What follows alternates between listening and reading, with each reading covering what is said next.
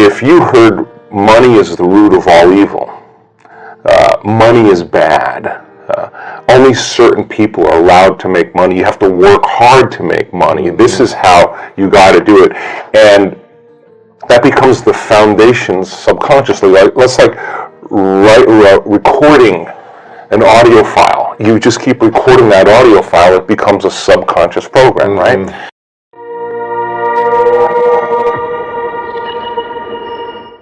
It's so important for people to be curious. Like when I'm wondering, like I'm really wondering, like what would it be like to have this experience? And I really, really go down the rabbit hole with it. I love that, right? Because then, and if I come to a certain point and I don't know what happens next, I'm going to go look it up. I'm not going to get on social media and say, does anybody know anything about? I'm not going to do that. I'm going to own it. I'm going to own that content so that when I sit down to actually create that experience, I have enough information to believe it's possible, right? Sure. I think when nothing is left to conjecture, when nothing's left to superstition, when nothing's left to dogma, and people know exactly what they're doing and why they're doing it, the how gets so instrumental because we assign meaning to it. Here's an example. You can take a person and put them in an ice bath. They know nothing about anything. They get in an ice bath. In a minute, they're going to be in hypothermia, and that ice bath is going to be really bad for them. Yes.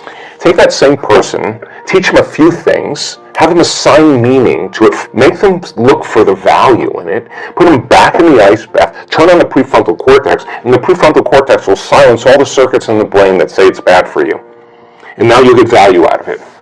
It's the same thing, it's the same exact thing. Right. So assign meaning to the act of creation, right? Like I'm never going to stop learning about that because there's more tools, more raw materials. So I say people, you want to be healthy, you want to be wealthy, study. Yeah. Get real. Get real with the process. So you want to become a mystic? Study the mystics. You want to read about it. Listen to what they're saying, right? People come to a week-long event, they think, I don't think I'm changing. People who those people? Yes. This doesn't work for me. You know what? If you go all in, I can tell you that's not the truth. Right. So you're crossing a river, but you don't see the evidence yet. Why would you stop? It's like running a marathon. You're halfway through and you're going to quit, right? You just keep. I can tell you there are dramatic biological changes that will happen if you go all in. Yes. Not in just a small percentage, in almost 100% of the people. Like everybody who goes all in has profound metabolic changes. So, go all in. For the most part, the brain is a reflection of everything that we know, right? So along with that is our relationship with money. And I feel like I have a really good relationship with money because I work on having a really good relationship with everything in my life. Right? Did you always have a good relationship with money? I think so. I've never really lived in lack. That just wasn't part of it. Even when I went to college and I had to take out student loans and stuff, I always figured out a way to always be a little bit ahead of the curve. And so let's back up and just look at how people form beliefs. Because most beliefs are created from past experiences, right? So children, when they're in their early ages, their brainwaves are very slow. Like their brainwaves are in alpha when they're like 7 to 12, they're in theta when they're like 2 to 6 years old, and then delta like when they're newborn to 2 years old. And so these brainwave states are states that were very suggestible to information. We accept it, we believe it, we surrender to it as if it's the truth without analyzing it, because there's no analytical facilities yet. Right. The analytical mind starts around 12 or so, 7 to 12, and that analytical mind is actually what creates a barrier between the conscious mind and the subconscious mind. So a lot of people have a relationship with money based on either what they've been told or what they've experienced in their outer environment, right? So then we gain information from our environment, and the stronger the emotion we feel from experiences in our lives, the more altered we feel inside of us, the more the brain freezes a frame and takes a picture. And that snapshot is called a memory. So based on an emotion. Based on an emotion. The emotion alters our internal state. So you're going along as loose, feeling really good, and all of a sudden you have this trauma, you have this crisis, you have this shock, and all of a sudden you have this dramatic change in your internal state, and your senses get heightened, and then you freeze the frame and you associate this internal state with whatever it is that's causing it, right? And that's how we create long-term memories, right? So the body is saying, I'm waiting for some external event to occur. I win the lottery. I marry the right guy. Whatever it is, that you're waiting for that event to occur. That experience produces an emotion. So the emotion then takes away the lack. And so when we play the game in three-dimensional reality, the creation game in three-dimensional reality, we experience separation from everyone or everything because our senses fool us into the illusion, the hallucination of separation. I'm here and you're there. I'm here and the door is over there. So I'm aware that I'm here at one point of consciousness and the door is over there, another point of consciousness. Okay, so in order for me to get from here to the door, I got to move my body and do something through space. I got to do something, and everything in this three-dimensional reality is going to take time and energy. Right? So, okay, so then here's Lewis right here, and then he says, okay, I want this experience in my future, and your brain automatically predicts and projects how far in the future you think it's going to take, because that's what it's going to take to pay off that house, right? So now, one point of consciousness, I'm here. The other point of consciousness is where I'm placing my dream. So I'm separate from that experience. So then how do I get to that experience? In three-dimensional reality, you got to get up and you got to do something. You got to go to work. You got to drive to work. It takes energy. You got to fill your car with gas. You got to eat food. You got to work. All this stuff. You got to sleep. You got to recover if there's stress. And now people are, in a sense, waiting for the experience that's 10 years down the road or 30 years down the road to happen, to take away the lack of them not having it. And unfortunately, many times when the experience finally occurs, they can't enjoy it because they're too exhausted, right?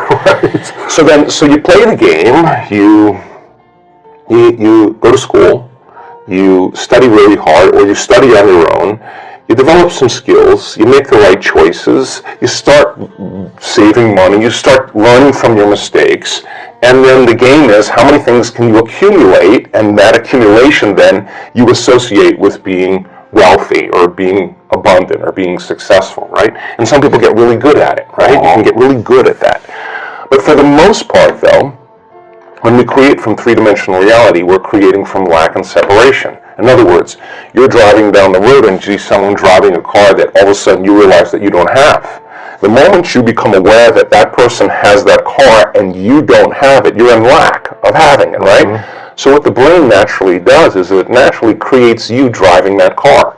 And you have an image of yourself driving that car and you start identifying, wow, that would be a greater experience for me to have. The problem is the distance between the thought of what you want and the experience of actually happening for most people is the concept called time, right? Between cause and effect, right? So some people develop the ability to manage themselves and manage their life. They develop certain skills and they can pay for it and they can get it very quickly. The problem is when the novelty of that experience wears off, the car, and they're no longer identifying with that, and the feeling of emptiness and lack comes back, they need to find something else. They got to go and find something else. And so there's this game that goes on where you never have enough, right? And that's the lack game, right?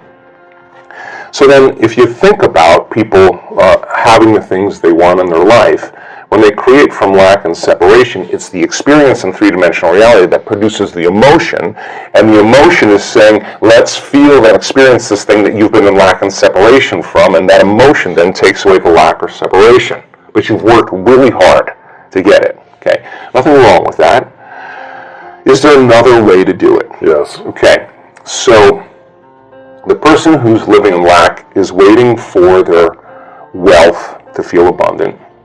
They're waiting for their success to feel empowered. They're waiting for their healing to feel gratitude. They're waiting for their new relationship to feel love. They're waiting for the mystical experience to feel awe. That's the Newtonian model of reality, of cause and effect. Waiting for that event to happen to take away this separation or lack. Nothing wrong with it. It's the way most people create. But what we've discovered is actually something else. The moment you feel gratitude, your healing begins. The moment you feel worthy and abundant, you're generating wealth. The moment you're empowered, you are moving towards your success. The moment you're in love with yourself and you're in love with life, you'll create an equal. The moment you are in awe of life, you're going to have a mystical experience. And so That's causing an effect, right? So then if you can teach people then how to create, instead of from lack or separation, but create from wholeness, and create from what we call the quantum field instead of three-dimensional reality. What's the difference? Okay, so the way you, first of all, it takes knowledge. Okay, the quantum field is an invisible field of energy that exists beyond our senses. You can't see it, you can't smell it, you can't taste it, you can't hear it, you can't feel it. It exists beyond our experience of three-dimensional reality. How much of your waking day do you put your attention on matter, on the material world, and how much of your waking day are you aware of energy and frequency? For most people, they're unaware of the quantum field, and if you're unaware of it, it doesn't exist for you. Right. Just like you have a nose, but if you're unaware of it, it doesn't exist for you. The moment you become aware of it, it exists. Well, the quantum field, you can study all kinds of science, and they'll tell you there is this invisible field of frequency and energy that exists beyond the senses that tend to connect everything physical and material. In fact, everything physical and material is connected to this field. Okay, so how do you get there? Right? How do you get there? How do you get there? So we discovered that when you take all of your attention off your body and you are not paying attention to your emotions, your drives, your habits, if you could take all of your attention off of every element in your environment, your cell phone, your tablet, your computer, your car, your whatever it is, your bed, take your attention away from everything, every place that you live, where you sleep, where you work, and you're not thinking about time. You're not thinking about your schedule, where you need to be, or what happened yesterday. You can relax into the present moment. There tends to be a dramatic change in the way the brain functions when people do this properly. We call it getting beyond yourself, but in a sense, you're dissociating from your three-dimensional reality. Why? Because if you're thinking about anything in your three-dimensional reality, that's where your attention is and that's where your energy is. Okay, so I kind of figured out this formula when people really become nobody, no one, no thing, nowhere, no time. We're pretty much all of a sudden outside the constraints of the Newtonian world of got to do something to get an outcome. And if you can teach people how to linger there without a name, without a face, without a profession, without a family, without a culture, without a past, without a disease, you teach them how to be in this place we call the unknown, right? And you teach them that from that place, that invisible field, is where everything material comes from. And if they could create coherence in the brain, you need a strong signal in the brain. The more coherent the brain, the more stronger the signal. What do you mean a strong signal? Okay, let's see how I could say this. When most people, when we look at brains in real time, and we're looking at people's how their mind is working. When you're under stress, okay, stress is created by not being able to predict something that's going to happen in your life. The perception that something's going to get worse or you can't control something, right? So when that occurs, we switch on that primitive nervous system called the fight or flight nervous system, and the brain goes into this very alarmed state called high beta. That means pay attention to the outer world. There's danger out there. But if it's not a predator and it's traffic or your coworker or your ex, right, this is where it gets to be a problem because it becomes very maladaptive, right? So when we're in that state and the brain is in that aroused state, we try to control and predict everything. So every person, every object, everything, every place, even your body has a neurological network in your brain, right? So as the arousal happens, we start shifting our attention to all these elements, and like a lightning storm in the clouds, the brain starts firing very, very incoherently. And when the brain's incoherent, we're incoherent. So that's not a strong signal. It's a static on the wire. That's disconnection. There is no signal. Right. So when we're in that state, we're always really looking for the worst case scenario of what's going to happen, because if you prepare for the worst, anything less happens, a better chance of survival, right? So in this kind of aroused state, as we shift our attention to each one of these elements that are known in our environment, the brain starts compartmentalizing and firing out of order. And that is what creates what's called autonomic dysregulation. That causes the brain and body to get really out of balance, right? So in that state, we're over-focused. You know, when you're stressed, you're over-focused on something. You can't stop thinking about it.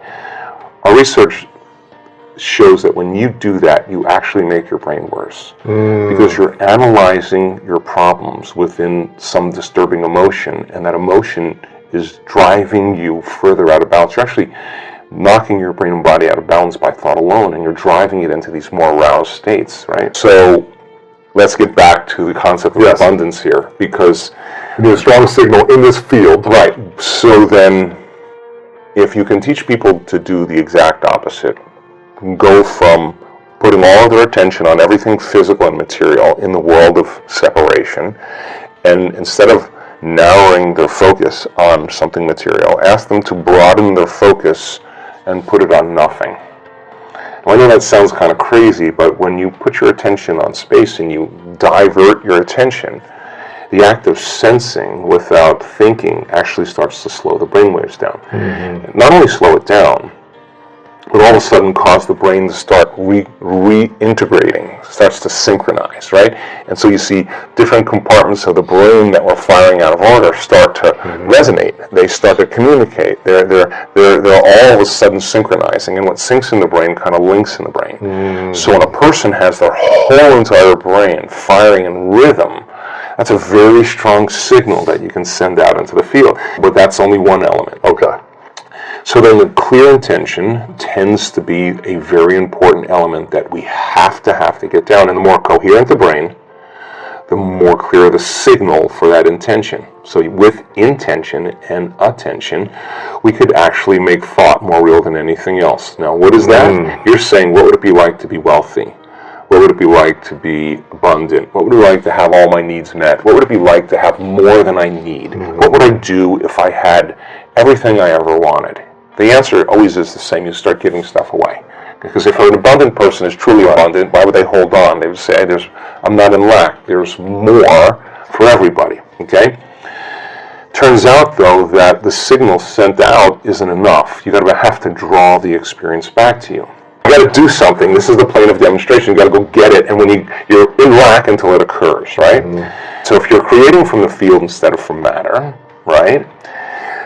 There's a very strong possibility that you'll shorten the distance between the thought of what you want and the experience of having it. And when there's a vibrational match between your energy and that future that you want to experience, now if you're creating from the field, you actually don't go anywhere to get it. You actually draw it to you. So here comes the synchronicities, the serendipities, the coincidences, the opportunities, and they come out of nowhere. And you say, I don't understand. I didn't do anything. Well, you changed your energy. And so then the other element is a coherent heart, right? And the heart has a magnetic signature. And the magnetic signature is what draws reality to us, right?